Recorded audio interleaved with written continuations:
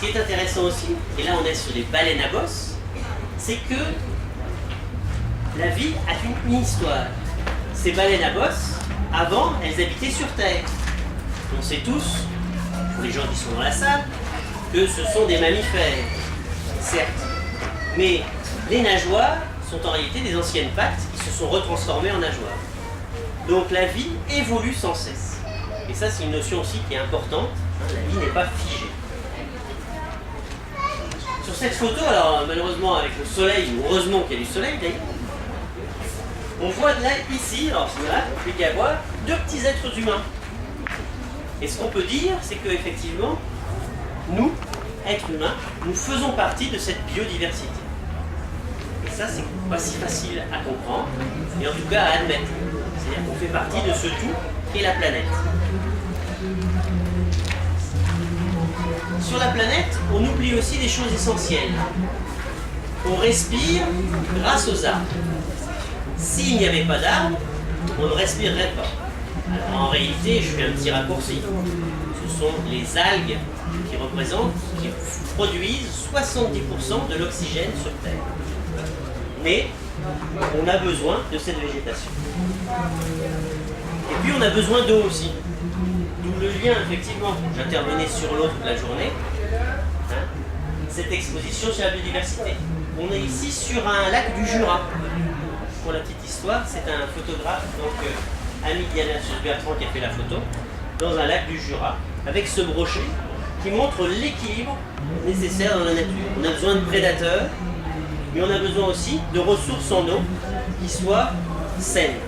Et c'est vrai que si on porte atteinte à l'eau, eh bien on porte atteinte à la vie, et nous aussi, quelque part, on risque d'être pénalisés. On oublie aussi que dans le sol, il y a énormément d'êtres vivants.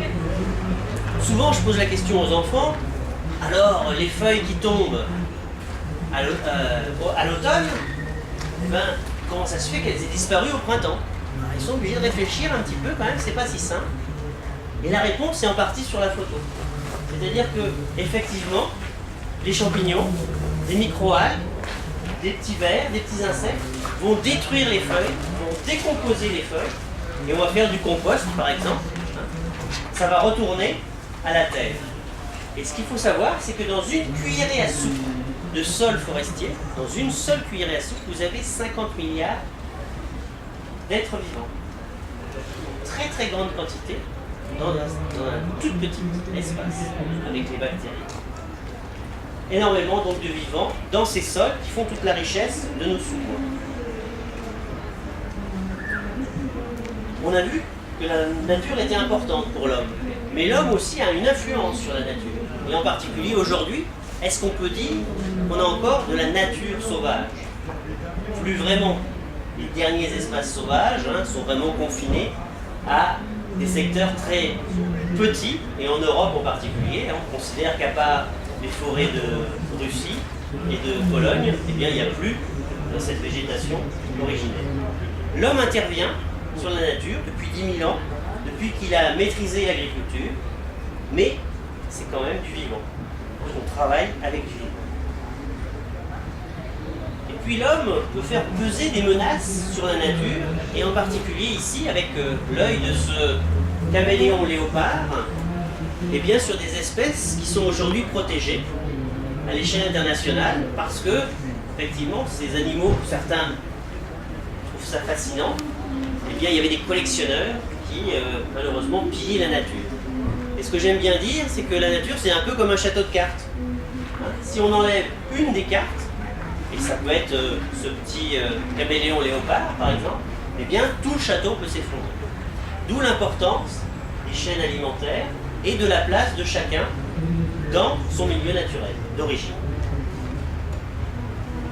Autre menace beaucoup plus importante qui pèse sur la nature en général, et là vous avez sous les yeux la barrière de corail en Australie, qui est la seule formation animale qui est visible depuis la Lune d'ailleurs.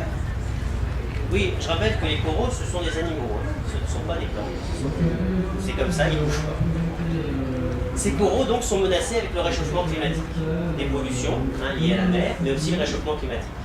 Et donc là, il y a une grande vigilance sur des espaces très très grands, sur des milieux qui regroupent par exemple 70% des espèces de poissons. Ce sont des milieux très très riches.